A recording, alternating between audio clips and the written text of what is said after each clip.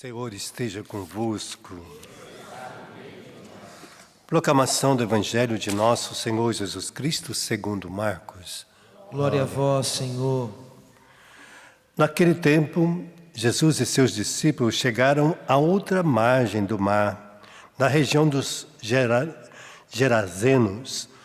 Logo que saiu da barca, um homem possuído por um espírito impuro, saindo de um cemitério, foi ao seu encontro.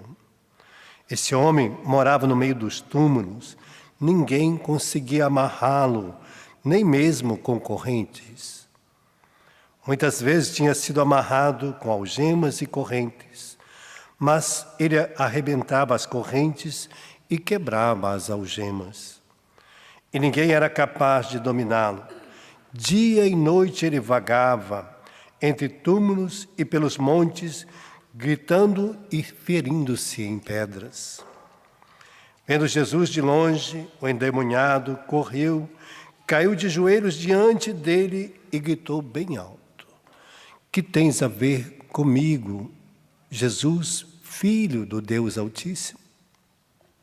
Eu te conjuro por Deus, não me atormentes." Com efeito, Jesus lhe dizia: "Espírito impuro, sai desse homem." Então Jesus perguntou: "Qual é o teu nome?" O homem respondeu: "Meu nome é Legião, porque somos muito." E pedia com insistência para que Jesus não expulsasse da região. Havia aí uma grande manada de porcos pastando na montanha. O Espírito então suplicou: "Manda-nos para os porcos, para que entremos neles." E Jesus permitiu. Os espíritos impuros saíram do homem e entraram nos porcos, e toda a manada, mais ou menos 2.000 porcos, atirou-se monte abaixo dentro do mar, onde se afogou. Os homens que guardavam os porcos saíram correndo e espalharam a notícia na cidade e nos campos. E as pessoas foram ver o que havia acontecido. Eles foram até Jesus, viram o endemoniado sentado, vestido no seu perfeito juízo, aquele mesmo que antes estava possuído por legião. E ficando com medo, os que tinham presenciado o fato explicaram-lhe o que havia acontecido com o endemoniado e com os porcos. Então começaram a pedir que Jesus fosse embora da região deles. Enquanto Jesus entrava de novo na barca, o homem que tinha sido endemoniado pediu que não deixasse ficar com ele. Jesus, porém, não permitiu. Entretanto, lhe disse: "Vai para casa, para junto dos teus, anuncia-lhes tudo o que o Senhor fez em sua misericórdia por ti." O homem foi embora e começou a pregar na Decápole tudo o que Jesus tinha feito por ele, e todos ficaram admirados. Palavra da salvação. Glória a vós, Senhor.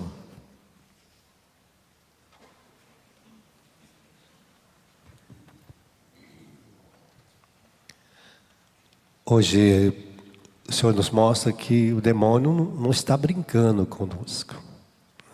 Ele vai fazer tudo para nos tentar. Assim como tentou esse homem e acabou tomando conta da vida dele, e que não era só um demônio, mas uma legião romana variava muito, né? A legião, dependendo do lugar, era 1.000 soldados, outro lugar era 2.000, outro lugar era 3, chegava a legião até 8.000.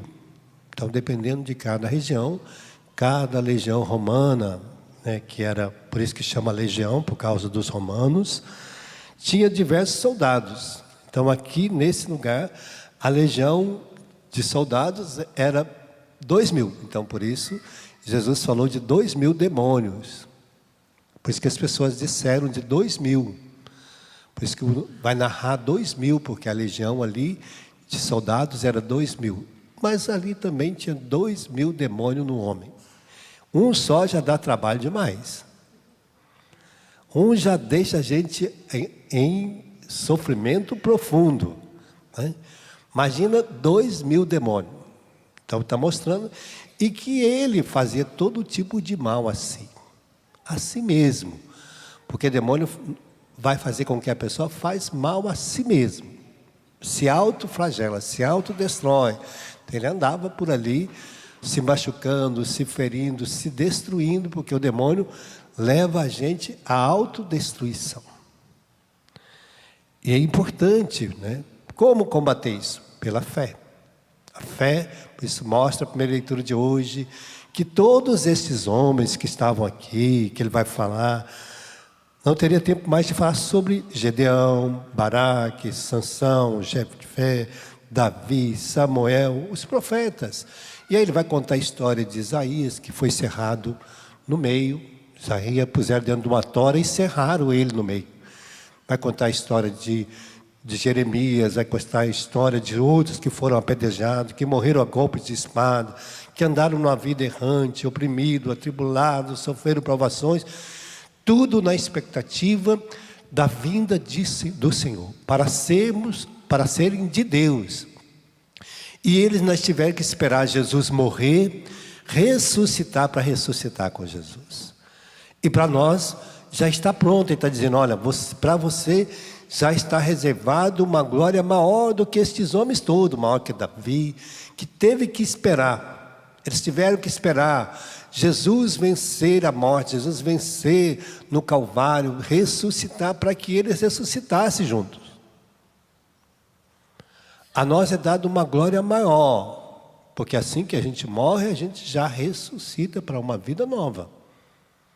Ninguém vai ficar ali no cemitério. E eles ficavam na dormição, por isso que falavam na dormição antiga.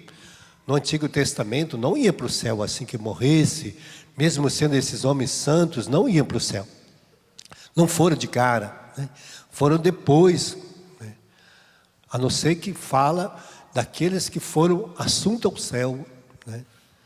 Então, nós temos aí algumas pessoas, né? Então, por isso, essas pessoas ficavam num lugar reservado por Deus, na expectativa da vitória ainda de Jesus. Então, por isso, eles ficavam nessa graça, na expectativa de Deus, né? Mesmo guardados por Deus, preservados, mas estavam na expectativa ainda da vitória de Jesus. E esta graça já nos é dada. Para quê? Para que a gente já vencesse o mal, vencesse as forças do mal, que pode marcar a nossa vida, adentrar e chegar ao ponto de dominá-la totalmente. Porque o demônio vai fazer tudo para dominar o nosso físico, o nosso corpo. Vai colocar marcas, né? Vai colocar sinais, vai colocar coisas dentro de nós para nos marcar, fazer com que os dardos dele tenham. Até que quando a gente pega a leitura da carta de Timóteo 4, vai dizer: o Espírito diz expressamente que nos tempos alguns vão de afastar-se da fé. Então a primeira coisa, ele vai tirar você da fé de Cristo.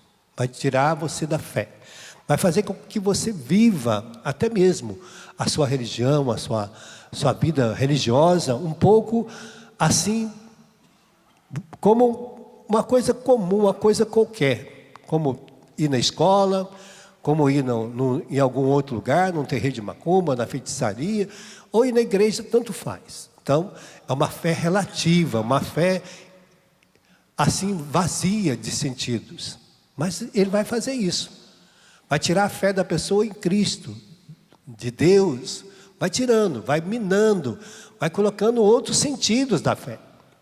Não é bem assim? Aqui está dizendo, alguns vão apostar, dando ouvido aos espíritos embusteiros e doutrinas diabólicas, marcada com impostores, que marcado com a própria consciência, vai marcar a consciência, vai criar um laxismo na nossa consciência. Não é bem assim, não precisa ser tão rigoroso, não precisa ser assim, não. Olha, a vida dá para levar mais ou menos, então a fé é levada mais ou menos, então a nossa vida vai mais ou menos. Então, por isso vai colocando hipocrisia dentro de nós, vai marcando com a infâmia, até mesmo vai proibir o casamento. Muita gente não precisa casar, aí tem uma vida devassa, namorados podem dormir juntos, não tem problema, tudo vai vivendo. Tudo se vive. Então, ele vai marcando com o consciente. Proíbe o casamento. Para que casar?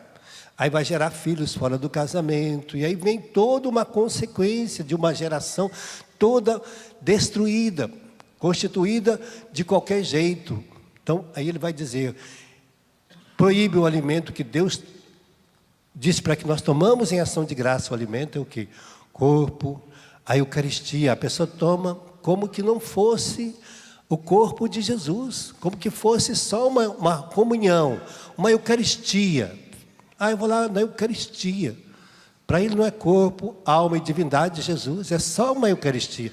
Pode comer de qualquer jeito. Então ele não coloca princípio.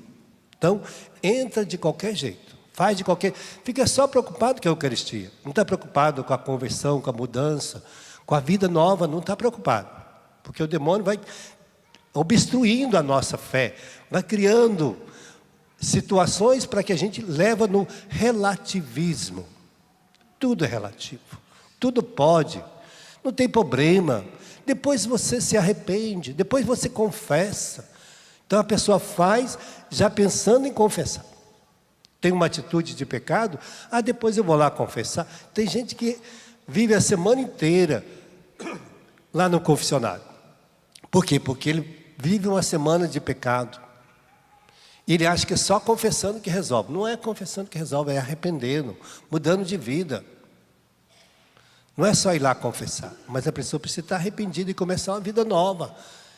Não pode continuar do mesmo jeito. Então, ele vai dizendo isso e vai fazendo com que as pessoas percam o sentido. Porque o pior demônio não é esse, como essa legião que entrou nesse homem e fez ele fazer tudo isso. Todo mundo sabia que ele estava possuído pelos demônios.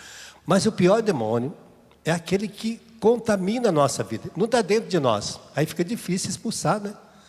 Aí faz a gente xingar, faz a gente brigar.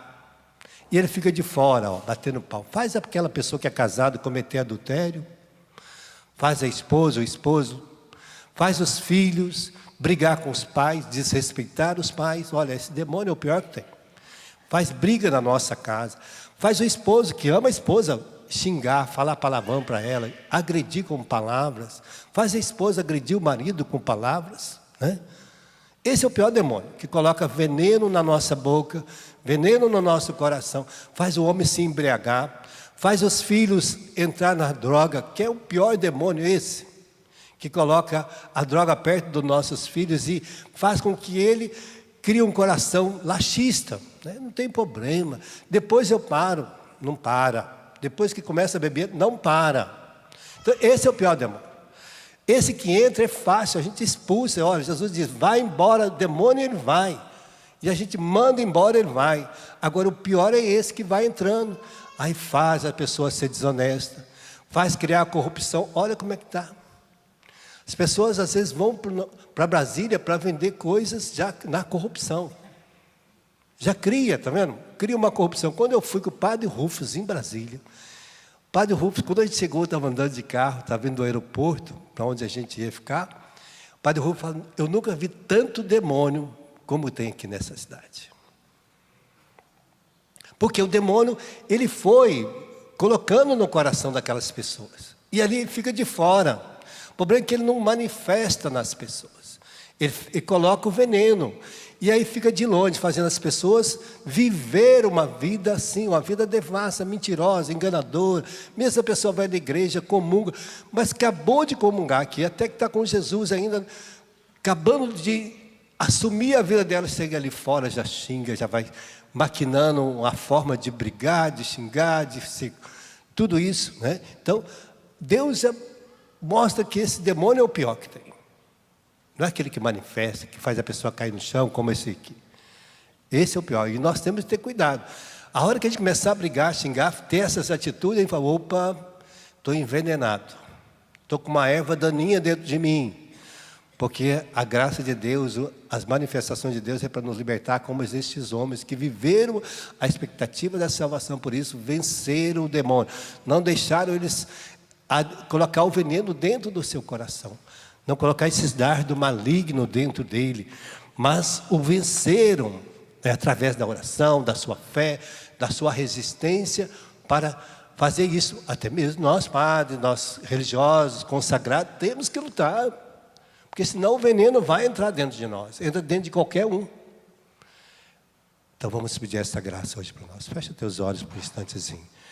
Hoje o Senhor nos trouxe aqui para que nenhuma legião nos contaminasse, nenhum maligno entrasse em nós, nos colocasse o veneno dentro de nós. Nós pedimos tudo isso, Senhor. Lava-nos com teu sangue de toda a contaminação do mal. Tudo que tem feito com que a gente seja motivo de sofrimento para os outros, que nós somos como este homem, dominado às vezes pelo mal que ainda está em nós, que resiste morar em nós, que vai nos transformando, criando essas vazias, esse laxismo, esta religião, esta fé até mesmo enfraquecida, que nós aceitamos tudo, os pensamentos, que nós permitimos que estas coisas moram ainda em nós, a mentira, as brigas, as confusões, as calúnias, tudo que tem morado em nós, os vícios que tem dominado o nosso coração, as idolatrias, os desejos fracos, às vezes que nós deixamos nos dominar pelo mal e que saímos esparramando ervas daninhas para todo este mundo. Lava-nos, Senhor, enche com o teu Espírito Santo, santifique os nossos desejos, pensamento, nossa vontade, dá-nos a pureza, que toda a força do mal seja lavada no teu sangue, e que nós sejamos libertados de todo esse mal, que nós consigamos, como aquele homem possesso, que tinha 2.000 demônios, vencer e anunciar na sua cidade. E aquele homem, ele mostrou a cidade do Genezareno, e quando ele ficou ali, ele converteu toda a cidade com o seu testemunho. Porque quando Jesus voltou novamente àquela cidade, todos quiseram estar com Jesus por causa do seu testemunho. Que o nosso testemunho leve as pessoas também à conversão, à mudança. Que nós possamos testemunhar Jesus, esta graça e a nossa libertação a todas as pessoas.